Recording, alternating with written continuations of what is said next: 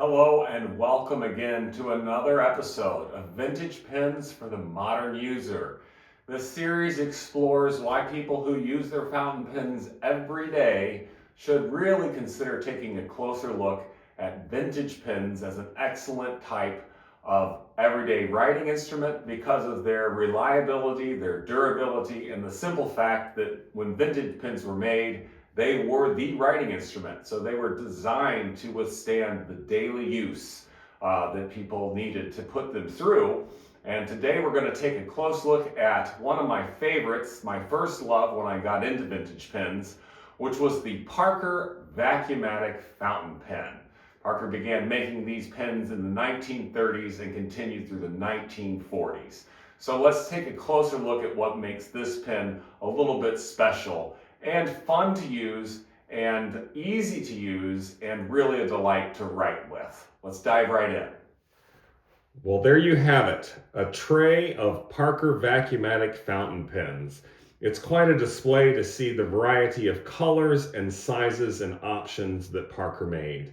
At the top of the tray are some of the earlier fountain pens that Parker made when they developed this.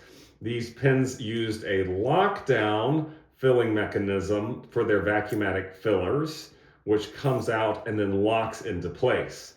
Later, the filler was developed without the need for that locking mechanism, and it just simply was a plunger that was straight out, didn't lock into place, and then eventually, by the final iteration of the pens in the 1940s, they went to a plastic type plunger that was still just simply a straight down and up with no locking mechanism. I'm going to take this tray slightly out of the picture here, but take a close look at the sizes that Parker offered first and foremost. Taking a look at the gray pens that I had in front of you there, I'll put them out on my table here so you can see closely.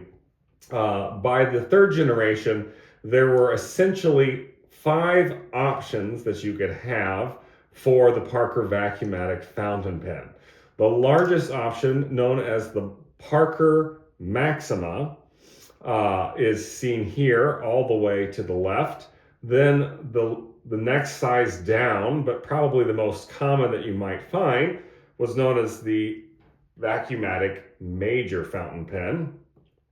Then they had the Vacumatic Junior fountain pen. The differences between these was simply that the Major was offered with the blue diamond, which indicated Parker's lifetime warranty, and the Junior did not have that.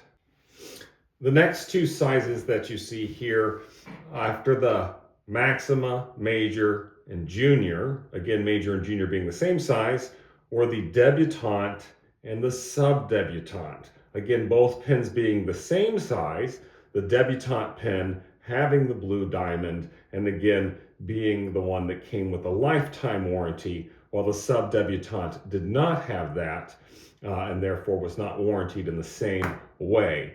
A way to distinguish between those pens is also found in the cap banding. You can see the Majors have this nice crisscross chevron pattern, and the Juniors just have a double band. The Maximas has a nice feathered band on it, and the Debutante feathered band. Sub-Debutante is just a plain band. The Maxima, the Major, and the Debutante all came with lifetime warranties indicated by a blue diamond.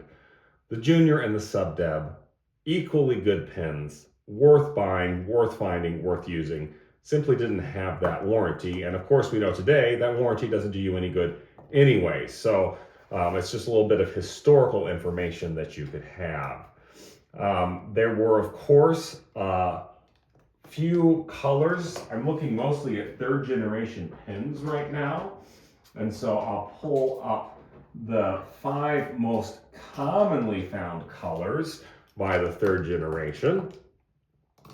You see here this silver pearl, there was black, there was the blue, there was a green, an emerald color, and a brown. There was also in earlier pens a burgundy striped. Blue was introduced around 1942, and burgundy was phased out around that time, although you can find Canadian pens in the 40s that still used this burgundy stripe color. All these pens, of course, can be found in all those sizes I mentioned earlier. You may also find pens that have a shadow wave configuration, and I showed you earlier some of the marbled colors. Now, one of the things that makes these pens unique and what Parker was developing was a pen where the barrel was in direct contact with the ink. Prior to that, it was an ink sac inside of the barrel. The ink was contained inside the sac. These pens, the ink was in direct contact with the barrels, and these striped areas actually alternate between a color and a clear section of celluloid. When the pens are in really well preserved condition, you can actually see through the barrel, which was Parker's intent, so that you knew how much ink you had in your pen. The vacuumatic mechanism was simply a pump mechanism that cycled multiple times, creating a vacuum to draw ink into the pen. And we can talk a little bit in detail about the diaphragm that made that work, but I'm not going to really take one of these apart. I think for the user, we just want to know how to use one. Before we use one, let me quickly say, when is a Parker Vacumatic not a Parker Vacumatic? Okay, it's important to know that the Vacumatic was a filling mechanism and the name of a model. So these two pens here are actually Parker duofolds. These are later duofolds that Parker made, but they made these pens both using a button filling mechanism as well as using the Parker vacuum fill mechanism, the vacuumatic mechanism, but these are not vacuumatic pens. It's an important distinction. They use the vacuumatic filler, but whenever you want to know what the model of a pen is, you can just simply look on the barrel. They are stamped. So these are Parker duofolds that use the vacuumatic mechanism, and Parker also used the vacuumatic mechanism in its development of the Parker 51, which began development in 41. So you see here, all of these have that plunger style mechanism at the bottom of the pen. They all fill the same way as the Parker Vacuumatic because they use the vacuumatic filler. But these pens here are actually known by their different names, the Parker 51 and the Parker duofolds, the late series duofolds that used that filling mechanism as well. So when is a Parker Vacuumatic truly? When it simply says Vacuumatic on the barrel. So, as always, I'm an advocate of using vintage pens. I think these pens make extraordinary users. The Parker Vacuumatic was in fact the first vintage pen that I received and that I had restored and used on a regular daily basis after I had it. Prior to that, I had used some modern pens on a daily basis, but once I got one of these in my hand and realized what a pleasant writing experience it provided, I really didn't go back to modern. I still have some modern pens and I use them, but these pens post very nicely. As you can see here, they have a comfortable section where you can grip the pen. They have very nice 14 karat gold nibs that are very smooth. It would be uncommon to find flexible nibs. However, if you look at Canadian Parker Vacumatics, you may indeed encounter those. And you can of course find all sorts of nib tip for writing between extra fine all the way up to stub nibs that have sort of an italic nature. So let's see how we fill one of these pens, again, using that vacuumatic pump on the back. It really is like a pump mechanism. You'll remove the blind cap. And Parker designed this to be filled by using only one hand. There was no need to have a second hand in play. That was another convenient factor. You could hold the pen with one hand and work the pump all in one quite basic motion. Some people would do this. I, however, find I have more control by balancing the pen between my lower fingers and my thumb and using my index finger to work the pump. So you will cycle the pump on these pens multiple times. Once, twice, 3, 4, 5.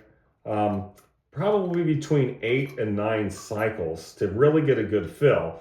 You can usually see air being expressed or hear the bubbles in your inkwell, and you know it's filling in that regard. And then once it's full, you're expelling ink instead of air, and you know you've got the pen filled, okay? Then, of course, putting the cap back on your ink jar so that you don't have a spill, an inky mess, and you can post the pen very nicely and begin your writing experience. Again, fountain pens write under their own weight, whether you use a modern pen or a vintage pen. And they're quite pleasant, quite smooth. This pen has a nice, I would consider this fine. It's a decent wet feed, so that can, of course, influence what you think in terms of your writing, but very smooth, very effortless, very comfortable to hold, and very pleasant to write with. So here we have the Parker Vacumatic fountain pen that I've filled for you here. Now, cleaning the pen is a little bit of a task because of that mechanism, but it just is the same idea of filling with ink, only you're filling with water and flushing it. It takes a little more practice and nuance. As always, if you're going to pick up a vintage pen, I do highly recommend buying one that's been restored, working with the dealer you buy it from to learn how to use it properly to get the most out of that fountain pen. But these pens were what hooked me on daily writing with vintage fountain pens. And I still enjoy using the Parker Vacumatic today. So here we have the Parker Vacumatic. We've explored it, sort of an overview of it. I think really these different kinds of filling mechanisms can cause folks some trepidation, but don't be afraid to give it a try.